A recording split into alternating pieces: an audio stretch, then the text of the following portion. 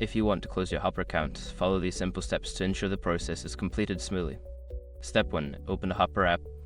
Launch the Hopper app on your mobile device. Make sure you are logged into the account you wish to close. Step 2. Access account settings.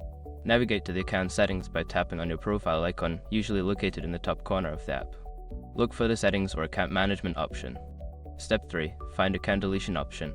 Scroll through the settings menu until you find the option for account deletion or deactivation. This may be labeled as close account or delete account. Step 4. Follow deletion instructions. Carefully read any instructions or warnings provided about closing your account. Confirm your decision by following the prompts, which may include entering your password or providing a reason for leaving. Step 5. Confirm account closure. Once you have completed the necessary steps, you should receive a confirmation message indicating that your account is scheduled for closure. Check your email for any final confirmation or follow-up from Hopper. After completing these steps, your Hopper account will be closed. If you have any issues during the process, consider reaching out to Hopper's customer support for assistance.